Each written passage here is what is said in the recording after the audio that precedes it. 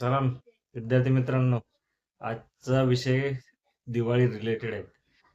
तर सर्व विद्यार्थ्यांना सर्वप्रथम दिवाळीच्या हार्दिक शुभेच्छा. काही दिवसात दिवाळीची सुरुवात होणार आहे आणि ही दिवाळी मोठ्या उत्साहात, आनंदात साजरी करण्याचं सर्व विद्यार्थ्यांचं आता ठरलेलं असेल. तर आजच्या व्हिडिओचं फक्त एकच टॉपिक आहे, की इंजिनिअरिंगची दिवाळी असते कशी? त्याला एक्झामचं टेन्शन, असाइनमेंट प्रॅक्टिकलचं टेन्शन, या सगळ्यांच्या नंतरही आपली दिवाळी कशी आनंदाने साजरी करावी विद्यार्थ्यांनी, ही काही सल्ला नाहीये, हा किंवा मार्गदर्शन पण व्हिडिओ नाहीये. एक काय जनरल गोष्ट मी सांगणार आहे, की विद्यार्थ्यांनी ह्या वर्षीची दिवाळी जे नव्याने ॲडमिशन घेतलेले त्यांनी कशी करावी आणि आत्तापर्यंत जे इंजिनिअरिंगमध्ये आहेत, त्यांची दिवाळी कशी जाते? कारण की ही दिवाळी असू द्या आणि पुढच्या 4 वर्षाची दिवाळी असू द्या, ही त्यांच्यासाठी खूप वेगळी असते. तर चला पाहूया कशी असते इंजिनिअरिंगची दिवाळी आणि तुम्ही त्याला यावर्षी कशा वेगळ्या पद्धतीने साजरं करू शकता. तर इंजिनिअरिंगच्या आता शेवटचा टर्म चालू झालेला असेल. म्हणजे टर्म एंड आलेला आहे. त्याच्यामध्ये आता काही दिवसात एक्झाम चालू होतील. जशी दिवाळी संपेल तसं सबमिशन, त्याच्यानंतर ओरल प्रॅक्टिकल आणि तुमचा एंड सेमचे एक्झाम येतील. आता विद्यार्थ्यांना वेळ तर खूप कमी राहिलेला आहे. कारण की आता 20 दिवस म्हणजे दिवाळी संपल्यानंतर 5-10 दिवसात त्यांना काही ज्यांचे बॅकलॉग असते त्यांना वेगळंच टेन्शन, ज्यांना रेग्युलरचे 5 विषय द्यायचे त्यांना टेन्शन.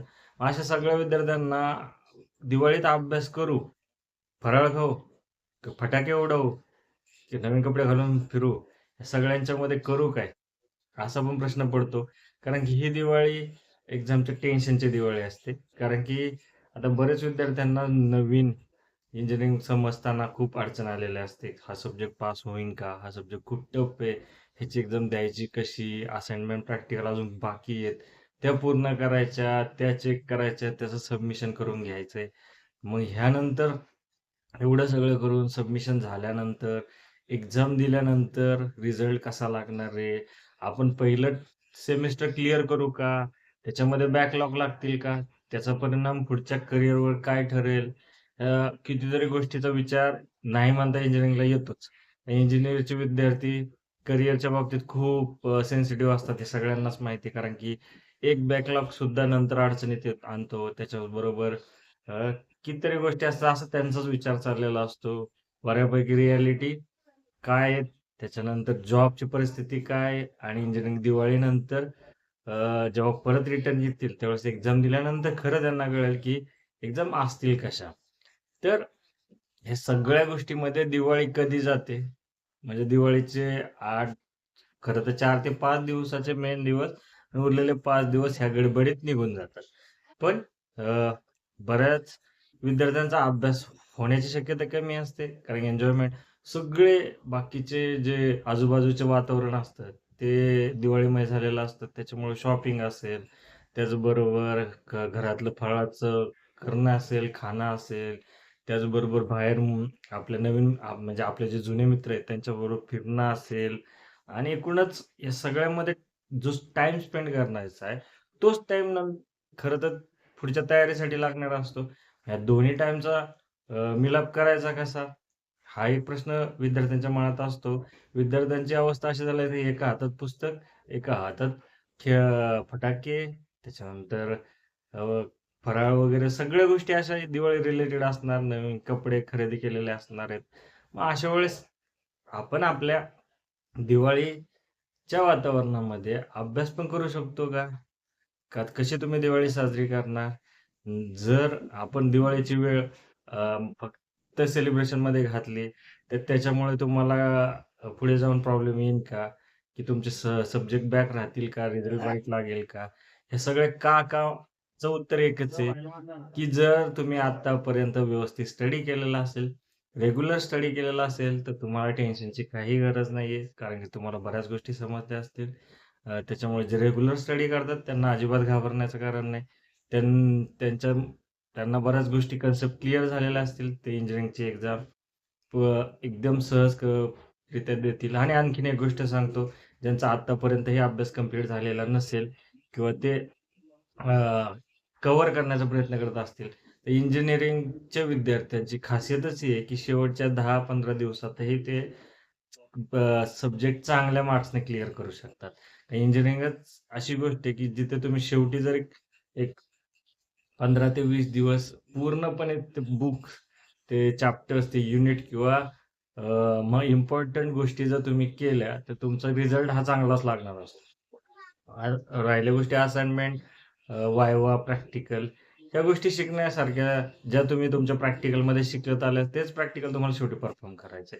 त्याच्या रिलेटेड क्वेशनचे आन्सर द्यायचे. त्याच्यामुळे त्याला विशेष तयारी करण्याची काही गरज लागत नाही. त्याची फक्त प्रॅक्टिस करणं गरजेचं आहे. जर तुम्हाला तुमचे प्रॅक्टिकल जमत असतील, कळले असतील, तर तुम्ही त्यामध्ये पासच होणार आहे. घाबरण्यासारखी गोष्ट नाही. आणखीन गोष्ट काय आहे, की शेवटी जाऊन एक्झामचा अभ्यास कसा करावा? तर काय नाही, सोपं आहे. तुमचे समजा 5 सब्जेक्ट आहे. 5 सब्जेक्टमधले प्रायोरिटी सब्जेक्ट ठरवा. प्रायोरिटी म्हणजे ज्यांना खूप अभ्यास करण्याची गरज आहे, ते टफ जातात, अशा सब्जेक्टला घ्या आधी. त्याचा अभ्यास पूर्ण करू द्या. त्याला 1, 2, 3 दिवसाचं शेड्यूल द्या. जमलं तर 7 दिवसाचं शेड्यूल बनवा. त्याच्यामध्ये पहिले 1 दिवस जे की टफ सब्जेक्टसाठी जे 2 ते 3 सब्जेक्ट टफ आहेत, त्यांना 3-4 दिवस पूर्णपणे व्यवस्थित अभ्यास करा. ज्यावेळेस तुम्हाला वाटेल, की हे सब्जेक्ट आता आपल्याला तयार झालेले आहेत, त्याचे इम्पोर्टंट क्वेश्चन जे रिपीटेड क्वेश्चन एक्झाममध्ये विचारले जातात, या सगळ्या गोष्टीची एक तयारी करा. पेपर सॉल्व्ह करून बघा.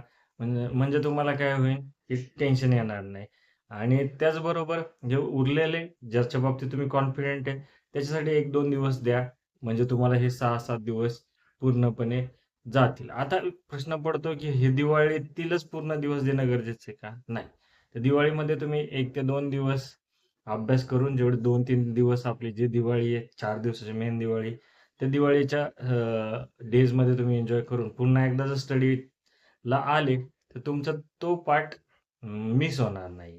आता बऱ्याच मुलं काय खूप दूरच्या गावावरून आले असतील. त्यांना तिकडे जायला पण भेटत नाही. तर त्यांच्यासाठी पूर्ण वेळ हा स्टडीसाठी राहणार आहे. त्यांना तर टेन्शनचा विषय राहणार नाही. पण ज्यांना आता घर जवळ असेल आणि ते तिथंच किंवा घरीच राहत असतील, तर अशांना या दोन्ही गोष्टीमधून जावं लागणार आहे. तर त्यांनी थोडासा समतोल साधून विचाराला किंवा खूप कन्फ्युजन न होता, गडबड न करता जर बॅलन्स ठेवला, तर दोन्हीकडचं एन्जॉयमेंट त्यांना मिळणार आहे. सो इंजिनिअरिंगची दिवाळी ही सगळ्यात वेगळी असते. इतरांपेक्षा वेगळी असते. पण एक गोष्ट लक्षात ठेवा, इंजिनिअर्स हे स्वप्न पाहतात खूप मोठ्या करिअरचं, खूप मोठ्या पॅकेजचं. ते पूर्ण करायचे, थोडासा सॅक्रिफाईस तर करणं गरजेचं आहे.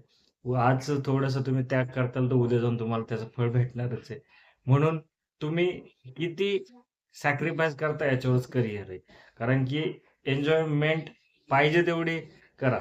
पण आपली जी स्टडी आहे, आपला जो शिस्त आहे, आपला जो डिसिप्लिन आहे, तो जर पाळत गेले आणि एकदा का तुमचा रिझल्ट चांगला लागला, एक ह्या 2 ते 4 दिवाळीत, की ज्याच्यामध्ये तुम्हाला अभ्यास करावा लागेल किंवा त्याच्या आजूबाजूला अभ्यास करावा लागेल. थोडंसं घरच्यांपासून कदाचित एक्झामसाठी परत यावं लागेल.